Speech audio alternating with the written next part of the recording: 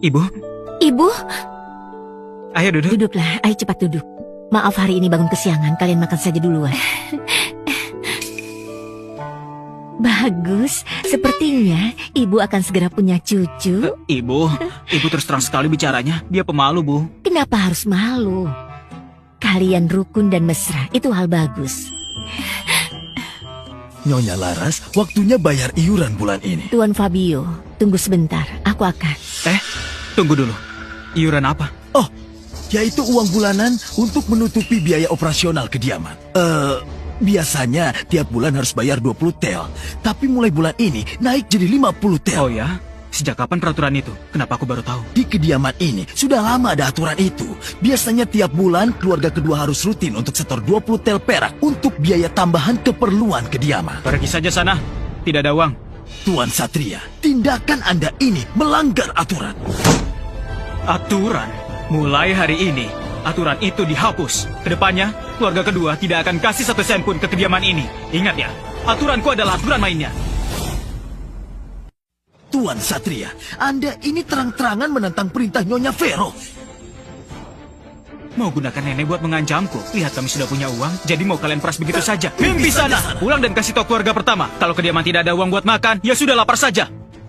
Satria, apa berbuat begini tidak keterlaluan? Keterlaluan apanya, Bu? Waktu mereka potong jatah bulanan kita, ambil alih usaha yang ayah tinggalkan. Kenapa ibu tidak anggap itu keterlaluan? Ibu dulu terlalu lemah, makanya ditindas mereka. Tenang saja, kedepannya tidak akan ada lagi yang menindas kita. Ibu, yang dikatakan Satria benar. Cuma kalau kita berani melawan, orang lain baru tidak akan tindas kita. Baiklah, kelak aku ikuti kalian saja. Bagus, berani sekali kalian. Lihat saja nanti, akan kulaporkan kalian pada Nyonya Vero. Satria, aku takut ibu nanti. Ibu, tenang saja. Orang-orang di kediaman untuk sementara belum berani macam-macam pada kita. Lagi pula, bukannya ibu lagi tunggu nimang cucu. Gimana pun, harus kumpulkan harta buat masa depan cucu-cucu, bukan? Baiklah, kalau begitu ibu ikuti kata kalian. Mulai sekarang, kita harus berani tegas. Harus tegas. Harus tegas. Apa? Anak kurang ajar itu benar bicara begitu? Benar, Nyonya Bella. Tuan Satria menjawab seperti itu. Dia bilang, mulai sekarang keluarga kedua tidak akan kasih sepeser pun ke kediaman ini. Dia juga bilang. Bilang apa lagi? Dia bilang mulai sekarang orang-orang di kediaman ini kalau tidak punya uang, ya biarkan saja kelaparan. Apa? Satria, dasar anak keparat! Apa? Satria, dasar anak keparat! Kalau keluarga kedua tidak setor uang lagi, keluarga pertama bagaimana bisa menjalani hidup mewah lagi? Ibu, tenanglah. Ibu, tidak layak kalau sakit gara-gara emosi begini. Sandi, si keparat itu mau putuskan sumber rezeki kita. Diberikan begitu banyak hadiah mewah dari istana. Mereka tidak membagi sedikit pun pada kita. Ibu, jangan panik dulu. Semua uang Satria itu sudah aku survei lokasinya. Kita bertindak malam ini. Setelah semua hartanya itu habis, aku mau lihat si Satria masih bisa sombong atau tidak. Dan pada saat itu, Lisa si cantik juga akan memohon padaku untuk dimainkan. Jalang kecil itu bukannya sangat sok suci. Dulu, dia bahkan berani tukar pengantin. Aku ingin sekali melihat dia menangis. Istriku, mau nonton pertunjukan seru? Pertunjukan seru apa? Kamu akan tahu setelah kesana.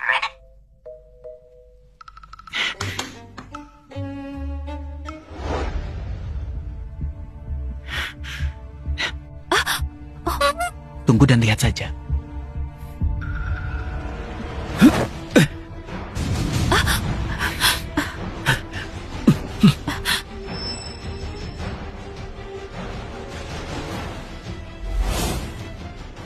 Suamiku, orang yang memimpin itu adalah Sandi. Dia membawa 3 anak buahnya datang untuk mencuri barang. Terus kenapa kamu tidak segera panggil orang buat hentikan? Tenang saja. Semua uang dan perhiasan di dalam sudah aku pindahkan. Sekarang tinggal tunggu mereka masuk jebakan. Ada apa lagi ini? Tentu saja adalah hadiah yang kusiapkan untuk mereka berempat. Jebakan hewan, tali gantung, sampai busur mekanik. Cukup buat mereka main-main. Suamiku, kamu jahat sekali, tapi aku sangat suka.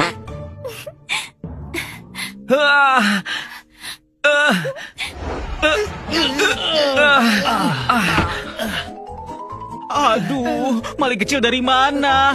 Berani sekali mencuri di kediaman Adipati. Ah, sudah bosan hidup ya? Gawat, masuk jebakan.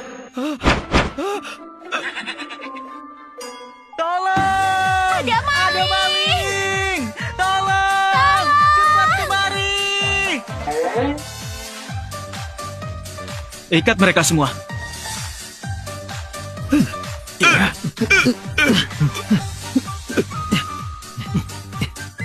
Kenapa bengong saja? Hajar mereka! Hajar sampai mati! Jangan bengong lagi! Pukul dia! Berhenti! Tuan Satria, jangan pukul. Ini Tuan Sandi. Kalau kamu pukul, dia bisa mati. Kamu buta ya? Jelas-jelas ini maling. Mana mungkin Kak Sandi? Hah. Tengah malam begini, datang ke sini untuk mencuri. Kalau bukan maling, apa lagi? Tapi jelas-jelas dia... Jelas-jelas apa? Coba ulangi lagi. Dia siapa? Aduh...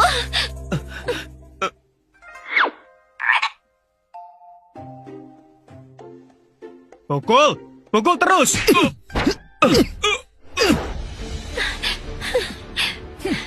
Kamu si Jalang tidak berada di kamar, kenapa lari ke sini? Kalau kamu mau bahas soal naikkan kamu jadi istri setara lagi, akan kurobek mulutmu.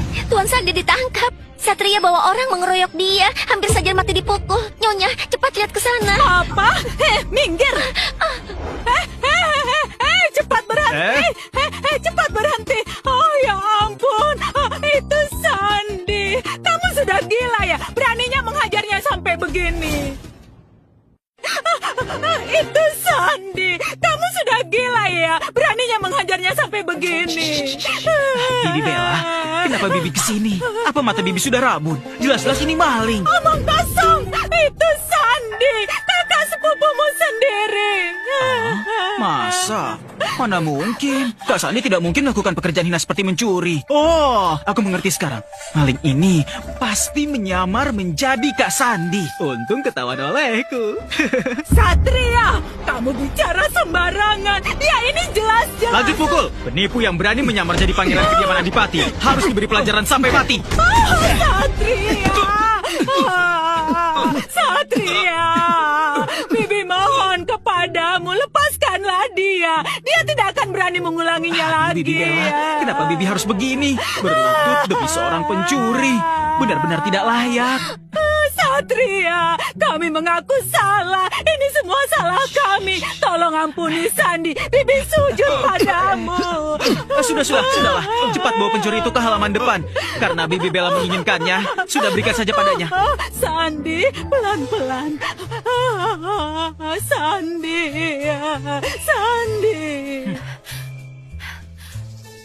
Suamiku, apa ini tidak kelewatan? Dibanding yang mereka lakukan pada kita, ini tidak seberapa. Ayo, kita balik istirahat dulu. Besok masih ada tontonan seru.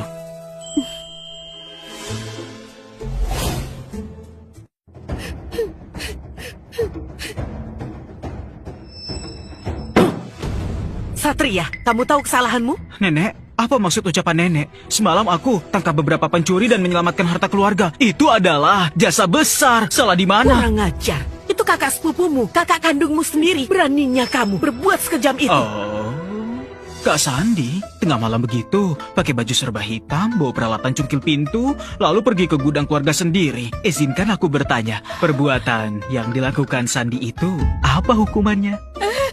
Itu cuma salah paham. Sandi cuma apa? Cuma lihat keluarga kedua sudah kaya, lalu mau mencurinya. Bibi Bella, caramu mendidik anakmu hebat sekali ya.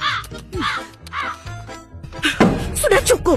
Masalah ini sampai di sini saja. Meski Sandi memang salah, tapi kamu memukul begitu kejam. Harus pisah rumah. Apa?